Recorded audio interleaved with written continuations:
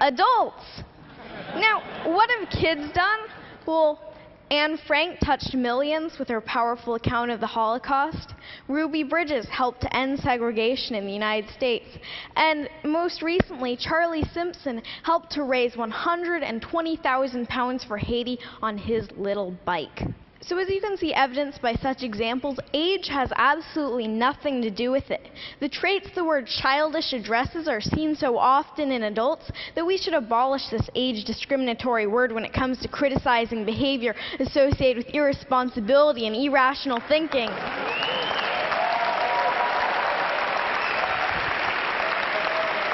Thank you. Then again, who's to say that certain types of irrational thinking aren't exactly what the world needs?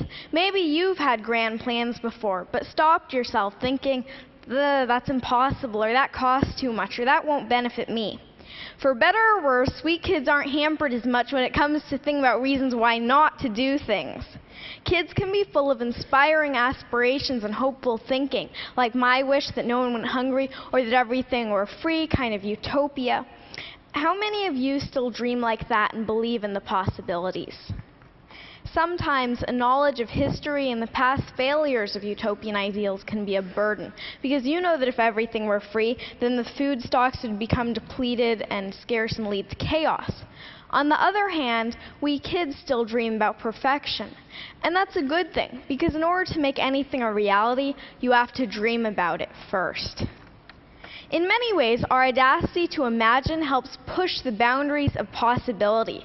For instance, the Museum of Glass in Tacoma, Washington, my home state, yoo-hoo, Washington, has a program called Kids Design Glass, and kids draw their own ideas for glass art. Now, the resident artist said that they got some of their best ideas from the program because kids don't think about the limitations of how hard it can be to blow glass into certain shapes. They just think of good ideas. Now, when you think of glass, you might think of colorful Chihuly designs or maybe Italian vases, but kids challenge glass artists to go beyond that, into the realm of broken-hearted snakes and bacon boys, who you can see as meat vision.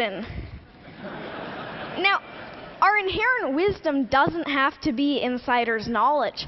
Kids already do a lot of learning from adults, and we have a lot to share. I think that adults should start learning from kids.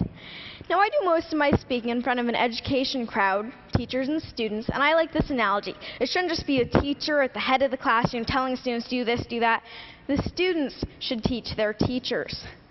Learning between grown-ups and kids should be reciprocal.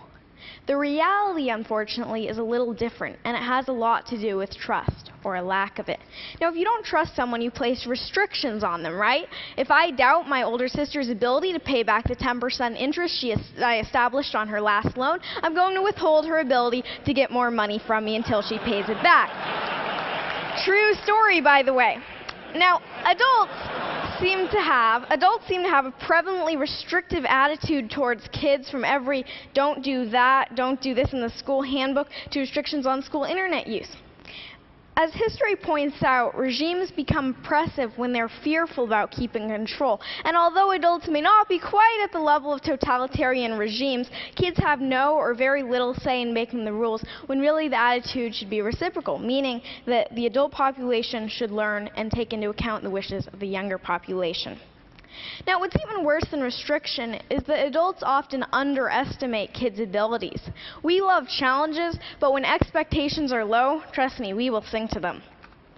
My own parents had anything but low expectations for me and my sister.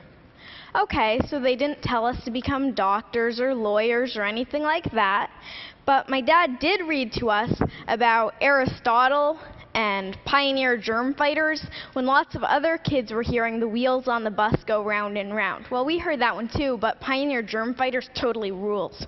I loved to write from the age of 4, and when I was 6, my mom bought me my own laptop equipped with Microsoft Word. Thank you, Bill Gates, and thank you, Mom. I wrote over 300 short stories on that little laptop, and I wanted to get published. Instead of just scoffing at this heresy that a kid wanted to get published, or saying, wait until you're older, my parents were really supportive. Many publishers were not quite so encouraging.